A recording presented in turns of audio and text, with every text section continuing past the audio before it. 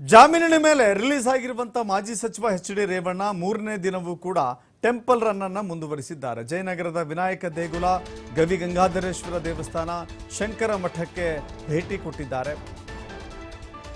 ವಿವಿಧ ದೇಗುಲಗಳಿಗೆ ಭೇಟಿ ಕೊಟ್ಟು ಆಶೀರ್ವಾದವನ್ನು ಪಡೆದುಕೊಳ್ತಾ ಇದ್ದಾರೆ. ಬಳಿಕ ಪದ್ಮನಾಭನಗರದ ದೇವೇಗೌಡರ ನಿವಾಸಕ್ಕೂ ವಾಪಸ್ಸಾಗಿದ್ದಾರೆ ಮಾಜಿ ಸಚಿವ ಎಚ್.ಡಿ. ರೇವಣ್ಣ. ಮತ್ತೆ ಕಾರಂಜಿಕೆರೆ ಆಂಜನೇಯ ದೇವಸ್ಥಾನಕ್ಕೂ ಕೂಡ ಭೇಟಿ ಕೊಟ್ಟಿದ್ದಾರೆ ಎಚ್.ಡಿ. ರೇವಣ್ಣ.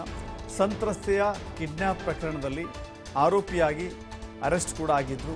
ಜೈಲುವಾಸ ಮುಗಿಸಿ ಜಾಮೀನಿನ ಮೇಲೆ ಬಿಡುಗಡೆಯಾಗಿದ್ದಾರೆ. ಇದೀಗ ನಿರಂತರವಾಗಿ ದೇಗುಲಗಳಿಗೆ ಭೇಟಿ ಕೊಡ್ತಾ ಇದ್ದಾರೆ. ನಿನ್ನೆ ಅಷ್ಟೇ ಚಾಮುಂಡೇಶ್ವರಿ ದೇವಸ್ಥಾನಕ್ಕೂ ಕೂಡ ಭೇಟಿ ಕೊಟ್ಟಿದ್ರು.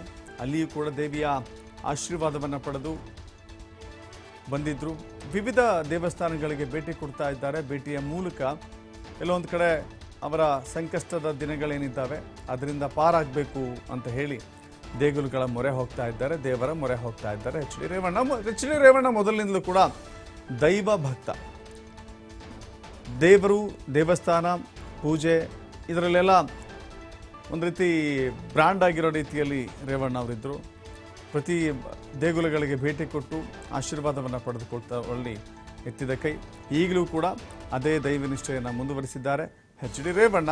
ತಮ್ಮ ಸಮಸ್ಯೆಗಳು, ಸಂಕಷ್ಟಗಳಿಂದ ಪಾರು ಮಾಡಬೇಕು ಅಂತ ಹೇಳಿ ದೇವರಲ್ಲಿ ಪ್ರಾರ್ಥನೆ ಮಾಡಿಕೊಳ್ತಾ ಇದ್ದಾರೆ.